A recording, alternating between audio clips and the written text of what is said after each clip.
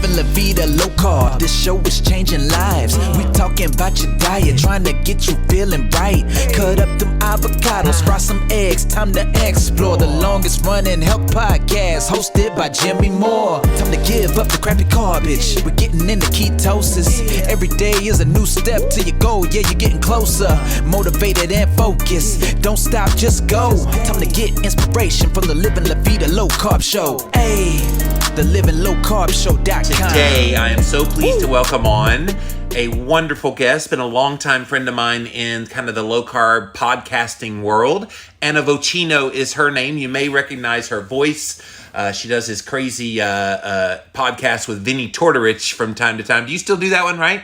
I sure do. I do the Monday show with Vinny. Yep, I was his original producer for years. Yes. And now I appear every Monday. I remember going on y'all's podcast a long time ago, and I was like, back in the OG days. I was so lost because Vinny's style is so different than mine. Yes. But it was fun, and then you guys actually gave me a little blurb for my episode 1000, which I'm now over 1,700, Anna, of that podcast. So yeah, lots of memories with you. But you are an author in your own right. Guys, go look up her books. Be Happy. It's how many are in the series? Eat Happy. Oh, Eat Happy. I'm sorry. See, I want to be happy, but out of his head, and I get it. yes, I'm trying to be happy because if I eat, that causes my stomach to grumble. So yes, sorry. Eat Happy. How many books are in the series? There are 2 books in the series, Eat Happy and Eat Happy 2, TOO. Yes. And lots of free recipes on my website. I put a ton of stuff on my website and a lot of resources there too. Because I don't, if you wanted to eat this way for free, you certainly can. Yeah. You don't have to buy the books. I am the only person who will go on a show and be like, you don't have to buy my books. You can just use recipes for free off the site. Now, don't get me wrong. I really appreciate it. That's how I make my living. But I'm also very conscious of I want everybody to have access to material and everybody to have access to recipes and not feel like, oh, that's an unattainable, unaffordable way of eating or living. I want to disabuse everybody of that notion. And this is why you and I are friends, because I'm the exact same way about my knowledge about cholesterol and fasting and keto. I'll share it to you. If you go buy my books, I appreciate it, but I'm giving you all the information in those books. Yeah. I mean, we're definitely the epitome of the freemium economy where we're lucky to make a living because people do want to buy stuff. And I do appreciate, because I told Vinny when I was blogging gluten-free stuff back in the day, because I was diagnosed with celiac in 2002, and I was blogging how to make all these wonderful things because I'm half Italian and half Southern. And basically, when I was diagnosed with celiac, the only known way to manage it is to cut gluten out of your diet. Yes. The protein that's found in wheat, barley, spelt, and rye. And wheat, in particular, is a fantastic ingredient in many of those foods culturally. Right. So I was trying to figure out how to make gluten-free lasagna, gluten-free key lime pie, gluten-free red velvet cake, baked ziti, like you name it. If it had a carb in it, I was making it. Yes. And I was slowly putting on weight over the years and working on camera. I kind of was in my zone of where I thought I needed to be, and then it was pushing past that. Now, that's a whole other conversation we could have about body norms and body dysmorphia in Hollywood. Yeah. But I will say in Hollywood, we know about cutting out carbs long before. Yes. But I was still kind of like, well, it doesn't have gluten in it, so I'm doing what's right for my body. And then it wasn't until 10 years later in 2012 when I started the podcast with Vinny that he was like, hey, cut out sugars and grains. And I was like, no. And you can hear me on the first year of the podcast. I was like, no, you're dumb. I'm just going to do Weight Watchers. And it wasn't working out because I would do that thing on Weight Watchers that I think a lot of people do, which is like, I'm going to have 5 troughs of lettuce so that I can game the system and have 2 little brownie squares at the end of the day. The bargaining system there, yes. The bargaining system, which we all know how well that shit works. Yes. So I basically then switched the focus of my blog from gluten-free Anna to just my name, Anna Vocino, and switched everything to be no sugars, no grains, low carb, mostly keto. Not all of my recipes are keto, but you can there's 80% of them are. And then one thing that's a little bit different that I do is I don't do the artificial sweeteners or the sugar substitutes because of the way my celiac is. My gut is very sensitive. Yes. and I can't do it. And I do know things like sucralose, how it destroys the gut biome. I don't think the science is out yet with erythritol or monk fruit, but it doesn't. I personally, my N=1 experiment doesn't do well. So when I basically don't eat sugar at all until I'm making like a treat. If it's my birthday, I will make my own thing, and I make the recipe with the least amount of sugar possible to make it work. And so that's my philosophy. It's a bit too gray area for a lot of people. I understand that. And so I always tell people, you can buy the book and you can rip that chapter out and burn it. You can use sugar substitutes if that's your thing. Yes. You could, I don't care. You're an adult. You get to choose. But it is a thing where I have a little bit of a less, I want it to be less of a diet mindset and more of like, I live this way every day. Yes. I don't even eat dairy and eggs, by the way, either. Like, I have a very restricted diet, although my books aren't restricted like that. So Anna's best-selling cookbook is ice, hot water. I know. Listen, I'm going to sell you that cookbook, the fasting cookbook. Yes. It was so funny when I wrote the complete guide to fasting. They're like, we need 50 recipes. I'm like, crushed ice, cubed ice. How many ways can you make bone broth? It's crazy. So guys, if you're just joining us, that is Anna Vocino. She is kind of a big deal. She's a big time voiceover actress, as well as on the camera actress. You recently had a promotion. I think I heard you in a podcasting room the other day where you gave me a shout out, by the way. I heard that. Thank you for that. Oh, good. Yes. And so you recently got a pretty cool gig. Oh, yes. No, I've since March 2019, I've been voicing promos for NBC. Nice. But in 2014, I was the first woman to get a big night of shows and it was for ABC for the Shondaland shows, Grey's Anatomy, Scandal, and How to Get Away with Murder. Those were the three at the time. That was the block. And the producer who hired me, a woman named Melissa King, was trying to get a female voice on the air at ABC for years. Just couldn't do it. And I always joke, like, they were like, wow, what are we saying? We're going to have a broad on the air? like the scratch track, right? Like, she's not going to do the actual voice. But no, they finally broke down and they had me do that. And I didn't even realize what a big deal it was. And then it was a big deal. Wound up winning all these awards, at least in the promo community. Because, every community has their awards and stuff. Yes, of course. But, no one else cares, but, like, the promo community cared. And it was an interesting thing. And then to go from that to NBC, where I voiced... What happened? Sorry, did I blank out? You blanked out? Yeah, you voiced what? You know what? Because a call came in and I immediately declined it. I always wondered what happened. Yes, you go quiet. You said, and I voiced, and you went completely quiet. Okay. So when I got the NBC job in March of 2019, I went from voicing one night of shows to voicing all the nights of shows that aren't dramas, and now they're rotating between some of us. They brought one of the dudes back. Yeah. Hurt my feelings a little bit, but that's all right. What are you gonna do? I'm gonna, like I said, I'm gonna ride that wagon until the wheels fall off. Yes, of course. In the business I'm in, of voiceover and being a comic and being an actor, you have zero say in somebody hiring you. Yeah. The only time you have any power or control is when you audition for something. That's the only time that you get to do whatever it is that you want to do. So think about what it's like to have no control over stuff, and then you could maybe possibly want to use food. And you wonder why people in the entertainment industry are so messed up and have problems with food, drugs, alcohol, shopping, sex, gambling, like you name it. It's because it is one of the perils of the industry, and you're ignored for so long, and then all of a sudden people start hiring you. Yes. And also, too, the other thing that I thought was so crazy, I came from a food scarce home growing up, and so to then finally make some money, and then to find out, but you can't eat because you have to stay a certain size if you're going to work. I was like, that's crazy. I can finally afford to eat food, and now I can't eat the food.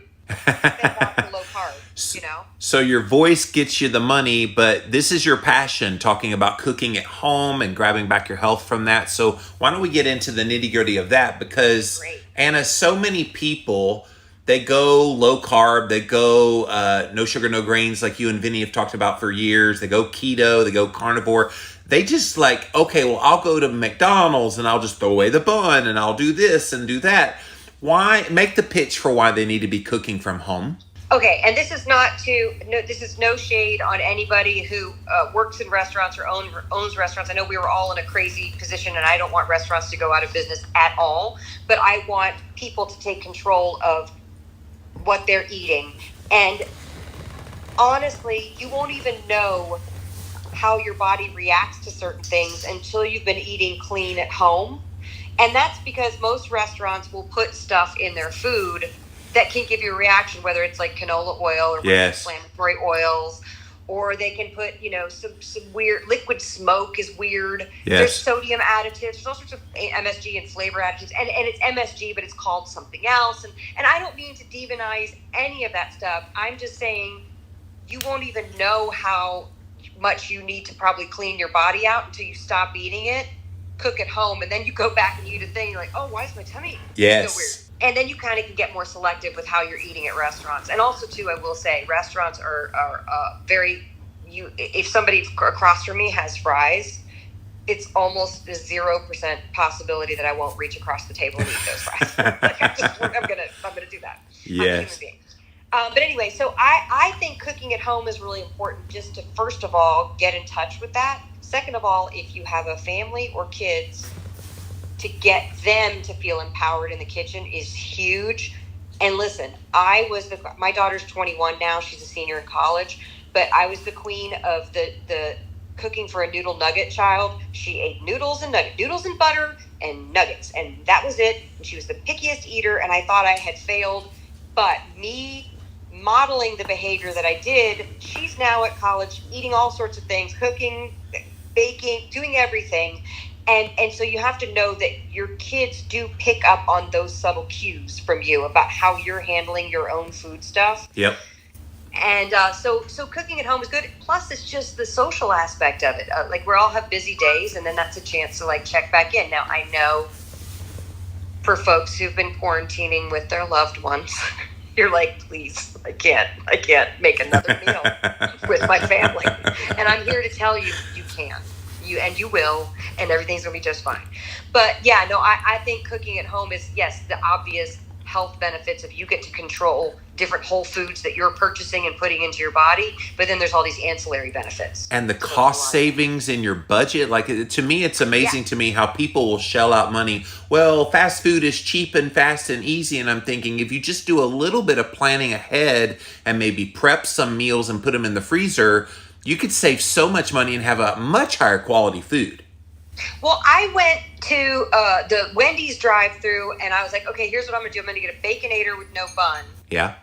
And because I knew it was going to be several hours before I get to eat again. It was a road trip situation. Yep. So it's like, I'll do the Baconator with no bun. And I hadn't been to a drive-thru in so long. And don't get me wrong, I was queen of the drive-thrus, okay? I would do that thing where I would take the earlier days drive-thru and shove it in the trash of the current drive-thru as I was going to get the next drive-thru. Yes. By the way, I brought that up to Vinny one time. He's like, I don't even know what that is. I was like, oh, it's a thing. Oh, Taco Bell was that for me, Anna.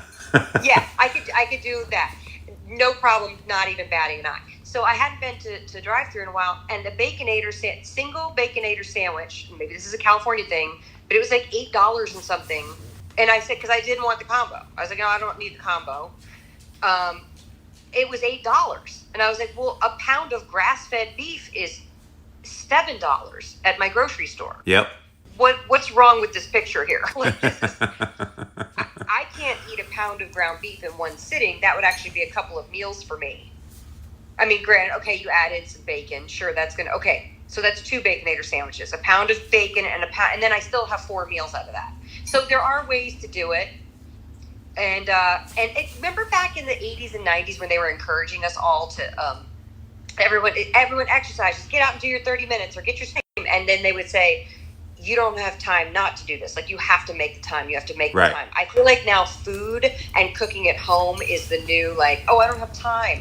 That's the excuse I always get. I don't have time. I can't do it. I'm always like, no, you can't not do it. You have to do it. And it was the 80s when we saw that shift over from we have time to cook in the pre-80s, but then the 80s is like we had microwave TV dinners suddenly came out of nowhere, and then Hamburger Helper made it a lot more convenient, and all of these things that people then embraced, and then it became a part of the nomenclature of how we eat.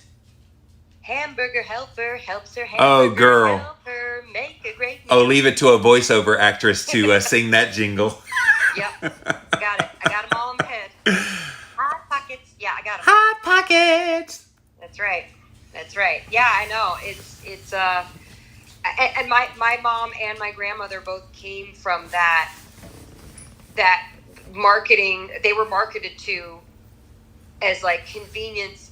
Don't worry, it's just as healthy and it's more convenient, and they believed that, and that's what I grew up eating. And Yes. And when we did have a plethora of stuff, it was always processed food. So I didn't really know anything better. And it wasn't until like it was a blessing that I got sick and that I got diagnosed with celiac at such a young age. And the reason why I was diagnosed, by the way, was because my mom was diagnosed when she was 58. I was 28. And she called me and said, it's hereditary. You have to get tested. And I was like, I don't have that. And then I did. So it was, Yeah. I'm always like, when somebody writes me and they say, hey, my child was just diagnosed with celiac and type 1 diabetes, which sometimes they go together, by the way. Right. I'm always like, great, now you know. Let's get in there and let's problem solve this. Let's fix, or not. You can't fix it. Obviously, you can't fix an autoimmune disease, but you can manage it, and then you know so that the child doesn't become sicker. I guess it is really tricky if your child's diagnosed before they're able to speak and voice stuff. But for the most part, the kids are older, and it's a shock. You go through the temper tantrum, and then you realize it's a blessing to know. Yeah. Who was that girl that was on Survivor that she found out she was celiac because the Elizabeth Hasselbeck. Yes, that's it, Hasselbeck. Yes. Yeah, because she had the same thing happen she when brought a lot of awareness to it. Yes, she was huge bringing awareness to it. I think she kind of kicked off the gluten-free movement, which gluten-free was good, but it was like halfway there. It wasn't all the way there for a lot of people. Well, and I think the big misconception with gluten-free, because I remember watching years ago a Jimmy Kimmel bit where they interviewed people like, do you know what gluten is? And they're like, yeah. And they're like, what is it? And they're like, nobody knew. Nobody knew. Like, do you know what gluten-free is? And nobody knew. But I think the thing is when you go gluten-free, you think you're doing something really great for your body because you heard this buzzwords, and you may or may not be. You may not have a problem with gluten. It might not be an issue. Or you may have a huge problem with gluten. You don't know till you try it. But the confusion comes in the fact that, like what I was doing is I was continuing to eat baked goods and carbs and very calorically dense foods. Yes. When you remove the gluten, you actually add more calories, calorie per calorie, to your diet, and then you just, if you were built like me, you could pack them out. You guys tried the Paleo Valley beef sticks? These beef sticks are 100% grass-fed and grass-finished, and many of the grass-fed beef sticks on the market today are actually finished with grains. They use beef sourced from small domestic farms in the United States. They only use real organic spices to flavor the beef sticks versus all the conventional spices sprayed with pesticides and other natural flavors from GMO. They also ferment the sticks, which creates naturally occurring probiotics, all great for your gut health, and best of all, they taste amazing. Again, they're Paleo Valley, my favorite beef stick on the market today. Go check them out, you guys. PaleoValley.com. Use the coupon code Jimmy at checkout for 15% off your first order. Paleo Valley beef sticks. I think the gliadin is what reacts in most people in wheat products, and that's something that's not talked about enough. Of course, gliadin free does not roll off the tongue nearly like gluten free does. Good Lord, can you imagine? Americans, gliadin. Yes. Well, the thing with the gliadin, I'd love to interject with the gliadin. Please, Lindsay, go ahead. This is really interesting. So I've been gluten-free for a long time as a choice. I'm not celiac, but I recognize the benefits. And I had a gut zoomer done, and I had gliadin. And what that is indicative of is that you have leaky gut. And so even if you're gluten-free, if you do eat gluten, what it does is it breaks open those tight junctions and allows those pathogens. It allows those proteins that your body may have molecular mimicry and have sensitivities to get into the bloodstream, to get toxins up into the brain because of the vagal nerve. And so what happens, it causes systemic inflammation. So I'm glad you guys brought that up. Thank you. Thank you, Lindsay. So Anna, I think what happens is people love the convenience, which we've talked about. How do you get them to shift their brains back to, you're going to have higher quality food, it's going to taste better? Is it just a matter of time? Is it just people are lazy? Is it that they just don't have any instructional videos that shows that? Just go on YouTube. There's a million people that will show you how to like plan meals. It just seems like basic 101 cooking skills would be helpful, and they could teach it in the schools. We used to have this thing called home ec. I loved home ec in the 9th grade, and I was one of the best guy cookers in there. And what's funny is all these guys in restaurants, the fanciest restaurants, they're the chefs. So this whole idea, well, women should be the one that know how to do it. Well, screw that. The best chefs in the world are guys. Well, that's a whole other thing we could talk about. I never understood that, by the way. I was like, because I took French, and the word for the head of the household is chef. So the male would be considered, the husband would be considered chef. Then it would be chef de cuisine, would be like, and then in American, oh my God.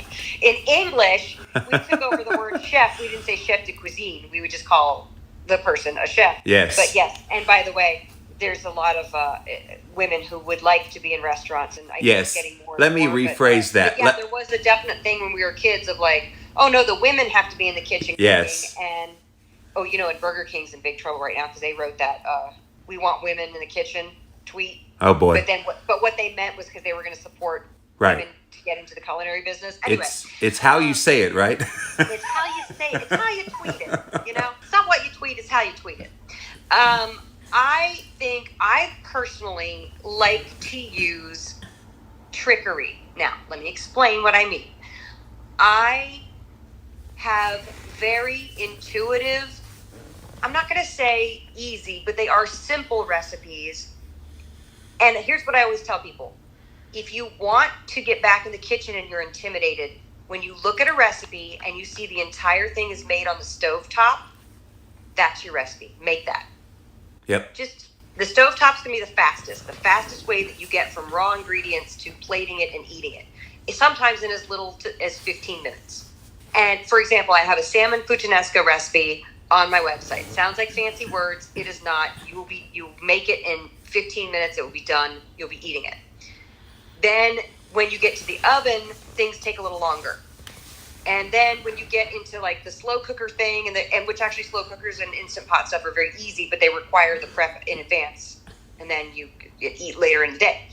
But that's kind of my rule of thumb. Another thing I say is focus on the recipes that have the cheaper cuts of meat, because then you are saving money and getting in it. So cheaper cuts of meat, meaning ground meat, chicken thighs per pound are much less expensive than chicken breast. Air fry them too.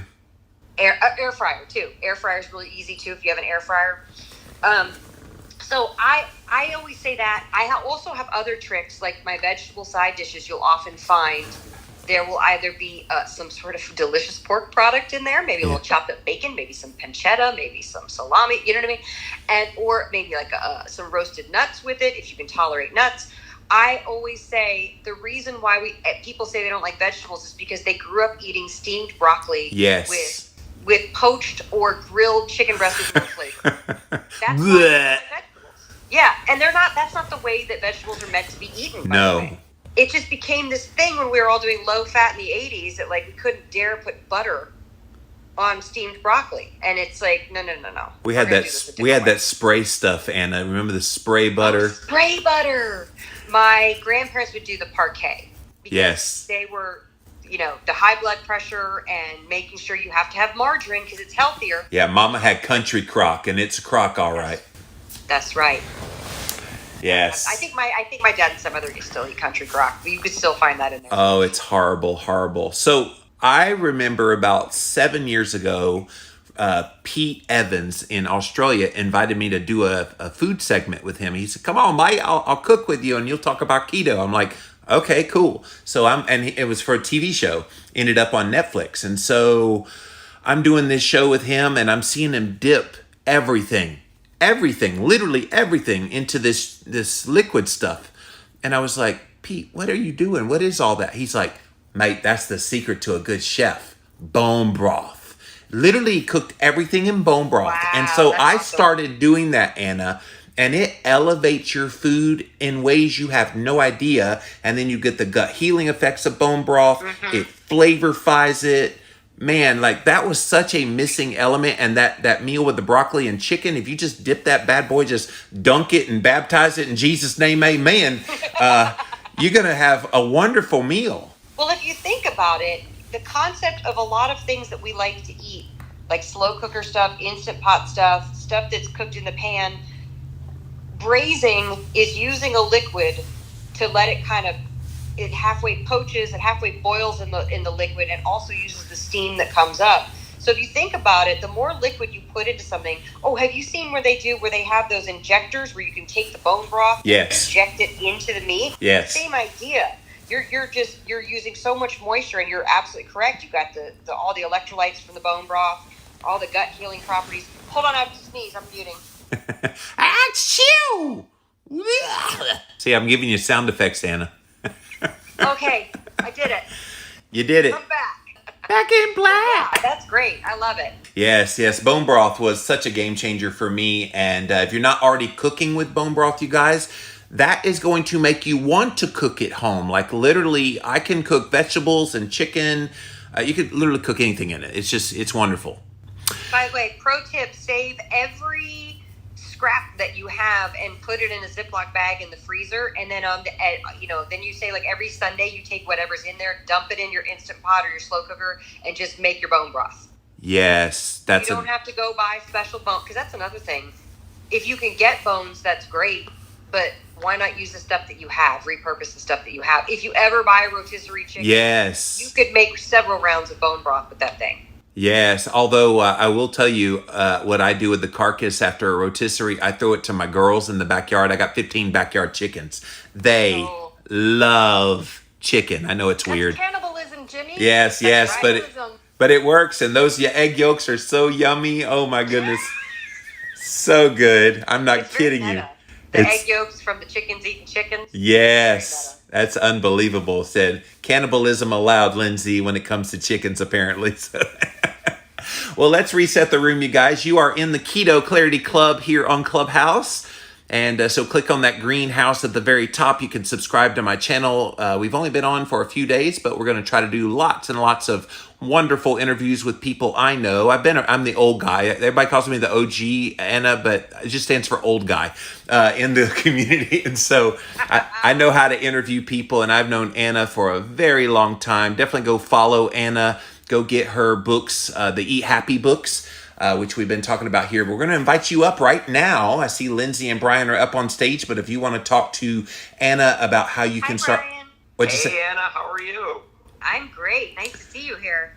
Yes, thank you so much. And when I saw that you were going to be on Jimmy's channel here today, I mean, you talk about being a fanboy or whatever the terminology is. I was like, well, my two favorite people, Jimmy and Anna, are on together. And I just was, I told my wife, Mary, I'm like, guess who's going to be on today? So just a great pleasure to speak with you both. Thank you, Brian. I was in the middle of my little promo, Anna, and I was like, oh, okay. He said, hi. Hi, Brian. All right, I'm going to finish the promo, and then we'll come to you guys. All right, so where was I? Keto Clarity, that's where you are. Click on the house, subscribe, all that jazz. And then we're also over here on Instagram Live. Jimmy on Clubhouse over there. You can watch it live there. And then on the replay on IGTV, we also throw that up over on YouTube. As far as I know, I don't know anybody else on Clubhouse that's recording it the way I'm doing it, but I've always done things the weird way, Anna. Breaking new ground. Okay, now we're ready. Yeah. Now we're ready for Lindsay. What you got for us, Lindsay? I just wanted to also say, Anna, I love that you bring the simplicity and the fun back into the kitchen. And I think that's what's really a lot of times been lost, along with the knowledge. When I think about generationally, you guys mentioned this, when you think about what our kids or our grandkids, depending on where you are in life, or nieces and nephews, what they think food is versus what our grandparents know to be food, and how even when we grew up talking about Hamburger Helper and things, that it comes from a box, that it comes from a can, that food is packaged, and when in reality that's just dead food. It has no life-giving energy, whereas our grandparents understood and had a connection with their food source, with the livestock, with the life and death cycle, as you were describing, Jimmy, and also with how real food comes from the earth and it has that life-giving energy, and that it can be a joy to be in the kitchen. I think we've taken and stripped that whole connection with life and with joy out of the kitchen, and it's just become, well, we just drive through, we eat something to satisfy that hole in our stomach. In reality, it's such a place of connection to that life force and to joy with our family members and friends that mean the most to us. And that energy builds up the building blocks within our bodies. So I just want to say thank you so much, Anna. I love your book and love what you're doing. So thank you, Lindsay. So nice. Thank you, Lindsay. And I love what you said about the dead food. Screw dead food. We want live food. Yes, yeah, and literally live food with like the cultured foods. Like Mama used to get sauerkraut from the middle aisle, and I'm like, all right, it tasted like sauerkraut, but it didn't have all the gut health benefits. Why would you waste sauerkraut like that? Make some at home, let it culture, and get those good healthy bugs for your gut, right? Absolutely. Yeah. I remember growing up as a kid in the 80s, and it was Hamburger Helper, a can of green beans, a can of corn, and Grand's biscuits. That was what we had literally for dinner every night. I have to tell this really funny story about my mom's secret weapon with cooking, and I'm being ironic when I say it. And I love my mom, but she didn't know how to cook anything, and she did the best she could, single mom. But her big splurge would be to buy a brick of cheddar cheese, and so she would grate that on everything. And she would make minute rice, grated with the cheese on it, or she would make, and this didn't have the cheese on it, she would get those ham steaks that were in the plastic. Yes. And then dump Dole pineapple slices, but not Dole, store brand. Yes. And then not powdered sugar, what's it called? Brown sugar on the ham. And then she would microwave it. Yes.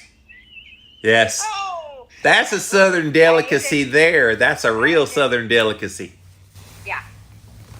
So how far we've come. But yeah, and my mom had to go gluten-free, but then when she passed away in 2014, but when I started doing this sugar and grain-free way of eating, she really was thrown for a loop. She thought it was nuts. Yes. And that's also, too, another tricky thing when you're surrounded, if you have a big family or even a small family and you're making a lifestyle change, sometimes it's really hard to do that because you're not always going to be supported, because a lot of times the choices that you're making are going to reflect in someone else's eyes as an affront to them. Yes.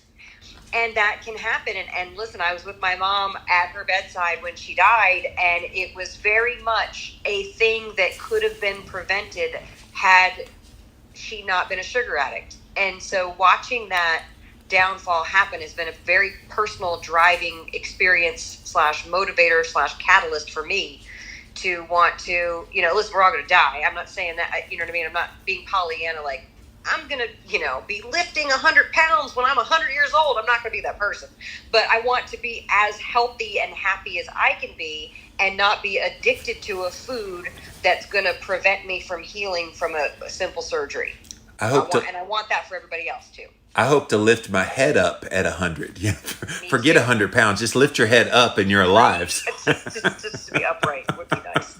Brian, what you got for us, man? Well, thank you. And again, sorry for interrupting your... No worries, bro. You're good. But Anna, I just wanted to say a couple of things. First of all, your cookbooks, both Eat Happy 1, Eat Happy 2, have been instrumental on all of our dinners. I would say probably 95% of our dinners come from either one of those two books. Not only that, our Christmas dinners, holiday dinners, whatever the holiday is, we have recipes from your books, and it's just amazing. Not only that, I want to share another story too. My mother and father-in-law, my mother-in-law does not like to cook at all.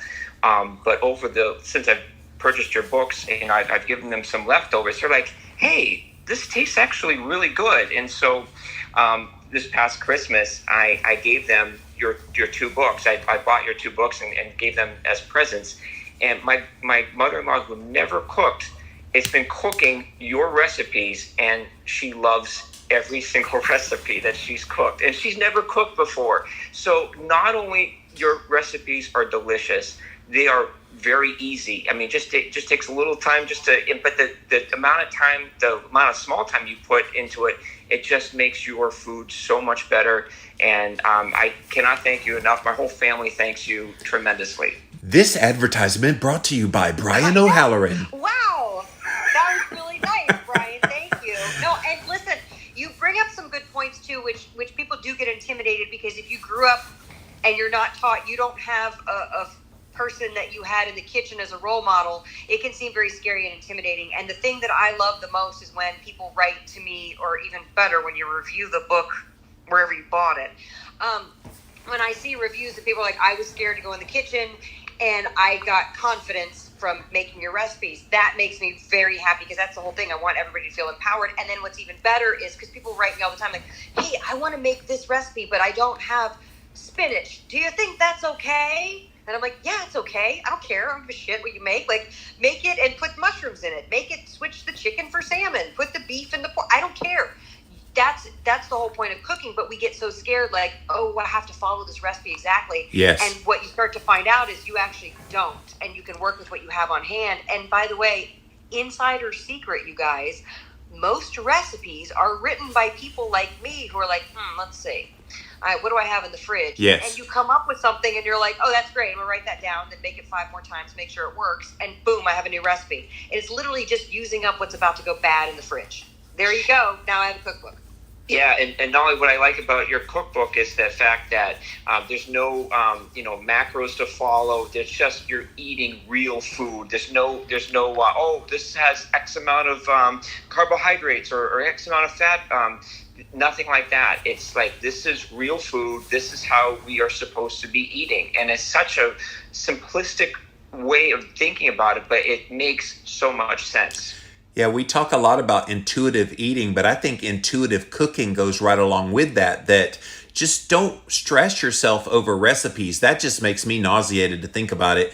And I've had a few cookbooks, and my last one was Keto Clarity Cookbook a couple of years ago. And I told my publisher, I know we usually put macro breakdown and all that. I don't really want to do that. I don't really want to give people anything other than the ingredients. And then they kind of like figure out, just kind of throw things together and see how it works for them. Hey guys, you know I'm all about healthy nutrition, and I have a brand new product I want to tell you about called Athletic Greens. This is not just a multivitamin. It has 75 essential elements that you want to have in your diet, from probiotics to greens to digestive enzymes to prebiotics. There's so many things that they pack into the Athletic Greens. The main reason why I love them is it puts it all in one place. Like, literally you'd have to a la carte buy all of these different supplements, and they do it all in one package. So if you go to athleticgreens.com/Jimmy, and you can get a special discount if you go there, and the discount is you get a free 1-year supply of their vitamin D, as well as some of their travel packs. Go check it out, you guys. athleticgreens.com/Jimmy. Did you get kickback from your audience when you decided not to put macros? Yes. Same. Yeah, they were like, I stand by it. I don't. Of course. Well, we explained it in our book. Oh, well, yeah. Well, you can explain it, but you still get angry. Oh, yeah. Cards and letters. Oh, yeah. I've explained it till the cows come home. Yes. But I do want to address that, because Please. it is an interesting thing, and I would never shame anybody for, if you need to count your macros, do it. If that's what gets you under control, if that's what's going to help rein it back in, I totally get it. And medically, if you're a type 1 diabetic, you might really have to do it. Yeah. So I don't want to, like, I'm giving it like with an asterisk of an exception, and that is to say, most people, the average Joe and Jane like you and I, can cook food, and as long as we're making real food, once you've healed the body by cutting out processed foods, you will eat food until satiety, until you feel full. And then you will not eat again until you're hungry. That's how the body's made to operate. But now all these, eat 6 times a day, eat 5 small meals and 2 snacks a day. All this BS that we've been fed for like 20 years literally messed with our hormonal ability to be able to do that. So it might take a little while to heal. But that being said, I made the conscious choice not to put macros in because I'm a former anorexic. I want to get people off the train of feeling like I'm only being good if I'm counting. I have to count. Yes. Because I can go there real easily. I can get to that disordered place very easily. And if I'm triggered, I know other people are too. So that's where it comes from. But that being said, I've gotten a lot of pushback and a lot of blowback from not having the macros, and people very upset because the nutritional info. And what I would like to do is like, let's take talk about macros. Let's take a real macro look at why we feel the need we have to count. Like, I can't be trusted. That's what the diet industry wants to tell us. Yep. You can't be trusted unless you're counting, young lady. You're going to be a bad person. You're a bad dieter. And we tell ourselves those messages, and it doesn't lend ourselves to healing those beliefs that we started this Clubhouse talking about, how when you're fasting, you don't have the food to stuff down that negative thing that came up. And so for me, that was part of my contract with all of you guys to go, hey, what if we did this? And I just offered you guys real food recipes, and it just became a way of life. What if that happened? You know what I struggled with when I started writing books and they wanted recipes? They wanted breakfast, snack, lunch, snack, dinner, snack. And I'm like, do you understand the ketogenic diet? You don't eat that much. And so the compromise was, okay, I will give you that. We'll do all that the first 2 weeks of the plan in Keto Clarity. If you look in the back, we start that off, but then I'm slowly removing meals. They're like, no, you want to promote the recipes and put them in the meal plans. And I'm like, you don't understand. By that point, they will be so sick if they eat that often. Let them eat naturally, and it's going to end up being most people about 1 to 2 meals a day, maybe a snack in between. By the way, that sounds crazy too when you tell that to people. Like, you're going to eat no more than 2 meals a day. Right. People think that that's nuts. But I'm going to tell you guys this. If anybody out there is new to this, I will say, do what Jimmy just said and overeat all that food just so you can like get the sugar out of your system.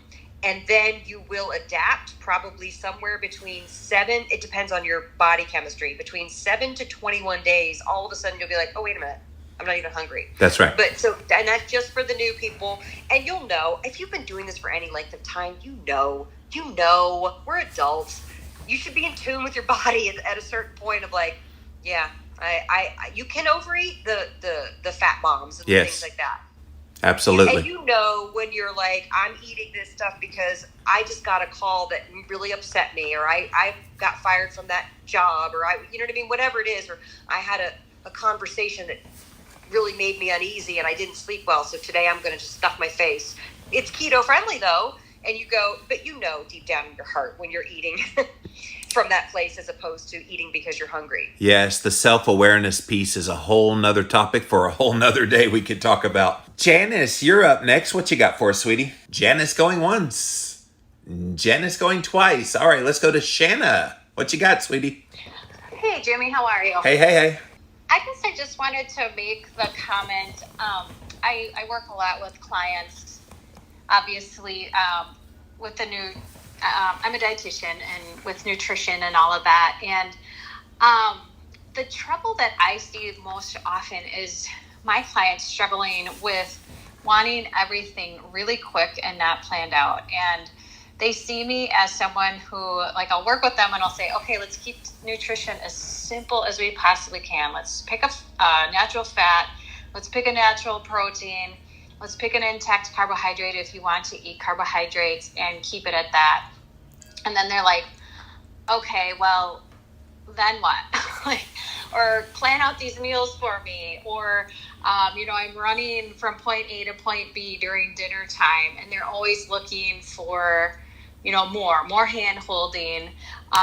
So I guess I just, like, the comments that I get from my clients most often are, can you write a plan for me? What are the resources if I have a busy family? So that's mainly why I wanted to listen in today. But if any of you want to comment further on that or have any suggestions, I would love it. Ooh, I would love to. Because I have been asked for years now, give me meal plans, give me shopping lists, give me, like, lay it all out. And it's an interesting thing. And because, again, if you're just going through your day-to-day life, right? You just go through your life and you probably put a shopping list in your phone because you're thinking of like, oh wait, I need to get more milk, I need chicken, I need it. You put your shopping list in, but you don't like. You might plan your meals for the day. Like, I know I'm going to make chicken tonight and I'm going to make beef tomorrow night, whatever. But you don't like write out 3 weeks worth of meals. It's a very, again, to me, represents the like, I have to get organized thinking because you feel like you're out of control. And so I would imagine as a dietitian, you get that times 100 because you're the expert and you're supposed to have the meal plan thing. And what again, so that the diet industry can make sure that they sell us a bunch of stuff and we keep going back and buying it. They say, you need the meal plan, you need this, that, and the other thing. And it's like, by the time you're 47, which is what I am, it's like, oh my God, I've literally cooked everything that you could possibly cook. I don't need another meal plan. So I think that like addressing people's empowerment is where it's really important. Like, I want to make people feel empowered. I'll give you some broad strokes. I do have shopping lists at the beginning of my first book. Didn't do it for the second book. I don't put in nutritional info because think about it. When you get a cookbook that's not a quote unquote diet book, it doesn't have all that stuff in there. You just grab the cookbook and you're like, oh, that looks nice, I'm going to make it. That's what I want it to be. I want it to be a fun thing that you get in the kitchen and you do it. But if you're like, okay, I'm going to print out the meal plan and then I'm going to make the shopping list and then I'm going to write down all my macros and I'm going to do what it's so much. Like, don't you have other things to contribute to the world? That's what I want to tell people. Like, you have other things. You have gifts that we need in this world. And it's not counting macros and it's not making meal plans or shopping lists. But so that's, I just want to chime in that because I'm sure that you get it times 100 to what I get. Well, right, and absolutely. And when I wrote my book, Fast to Heal, which is about intermittent fasting and clean eating, I did not put meal plans in there for the sole purpose of I want to personalize nutrition for people. And what works well for me and my meal plan might not work for you. And it's hard for people to get that and understand it. They want this umbrella, meal plan and way of eating. And, that's just not personalized nutrition. So it's always a work in progress, but then and sometimes they don't like that answer. Like, they'll go through my programs and challenges and they'll be like, well, I still don't know what to fix for my family. I'm like, well, I don't know what you should fix for your family either. You really need to figure that out on your own. That's amazing. I don't know what to fix for my family. Well, you're the one who runs your family, so you definitely want to figure that out. I did finally give in and do a 31-day meal plan. I wrote it for this past New Year's because, that's when most people come to my work is January 1st. And I wrote the meal plan, 31 days of meals, and it's basically a bunch of the free recipes at the beginning, and then it's just assembling. And I took a lot of time. It's very labor intensive to do a free meal plan. And did 31 days of just breakfast, lunch, and dinner. And as I'm writing it, I'm going, this is crazy because I don't even eat breakfast. I was like, why am I writing breakfast things? But I was like, well, some people want to eat breakfast. Okay, I'll put that in there. And I know I was going to get asked about snacks. So I basically had like this 8-page PDF instructional that went along with it. And I was like, this is funny because I'm now getting super bossy with people that I didn't ever want to get. I never wanted to get to that point. So what I did was I put a little a trick in there that said, if you're going to do this meal plan, make sure you tag me, take a picture, tag it, and put it in, I have a very active Facebook group. And I have had up through day 3 people tagging me. Nobody tags anymore. Like, because they don't actually do it. Right. Right. So true. I'm with you. Like, these meal plans are so much work, and it's like, let me give you the resources. I want to give you the fish so you can go fish. That's exactly what you're talking about, Anna and Shanna. Like, here's your fish. Let me show you how to go fish. Let me teach you how to take these ingredients and use your imagination and create. Yes. When she said Anna and Shanna, I was like, Anna, Shanna, Bobana, Banana. Hell yeah. Janice, are you back? Did you want to have a question or comment? Yeah, I'm here. I mistakenly raised my hand. I was taking a walk at lunch outside on the gorgeous day here in Maryland, and but I think you're very brave doing a fast and talking about all this yummy food. Yeah, Anna said the same thing. She's like, if we make it through this interview, you're a godsend. But anyway, that's all. No worries. Thank you, Janice. Yes, I'm doing okay, guys. No, this is building character, my dear. This is building character. That's right. That's right. So what I will say this: when I broke my 4-day fast, and again, for those of you who are new to this room, Jimmy's doing a 40-day fast. He's on day 11, and he's kicking ass. He's 10xing my wee little 4-day fast, which was excruciatingly long for me. 4 is long, yes. It felt long, but you're doing 40. I broke it with cucumbers and salt, and I thought it was the best thing I'd ever eaten. Good. Oh yeah, that first meal after a long fast. I've never done 40. I've done 21 3 times, but that first meal, you think, oh my, and it doesn't matter what it is. It could be literally anything, and it's going to taste better than anything you've tasted before. That's right. That's right. So now we are all primed up for keto cooking at home. Grab back your health, you guys. Anna Vocino, go get her books, Eat Happy, 2 of them, and Brian was the heavy endorser of that. Brian, you want to do your last? Go get Anna Vocino's Eat Happy and Eat Happy too. Well, not only that, I have to say that right now I'm in the middle of finishing up leftovers of the cheese stuffed meatballs that were in Eat Happy. So I had a little bit of leftovers, and I'm enjoying them for lunch, and delicious. That's all. That's cool. So Anna, I can't let you get out of here without doing the Grey's Anatomy promo. I have to hear that. Oh, well, now it's NBC. So NBC. So do an NBC one. Sorry. Let me see. Hold on. I'm actually going to read. I'll read something that I had to read this week for them. Oh yeah. Okay. So this is for the radio. It hasn't even aired yet. I'm probably not even supposed to read it, but here we go. Here we go. Christopher Maloney and Mariska Hargitay together again in Law & Order SVU and the premiere of Law & Order Organized Crime. It's the crossover 10 years in the making. The SVU Organized Crime crossover event, Thursday, April 1st on NBC. Kang, kang. Bum, bum. That's right. Oh, I love you to death. You are awesome. Oh, I love you too. Thank you so much, Brandon. Thank you, everybody, for being in the room. Get inspiration from the Living La Vida Low Carb Show. Hey, the livinglowcarbshow.com. Woo! Having a hard time reaching my goal weight. Just use Keto Chow, the magical meal replacement that makes keto easy. Prep takes seconds. Just add the fat you want, Keto Chow, water, and shake. And before you know it, you'll be getting rid of the fat you don't want. I did it. I can't believe you're finally here. I thought you'd be taller. I know, and I'm wearing heels. Grab yours today at jimmylovesketochow.com.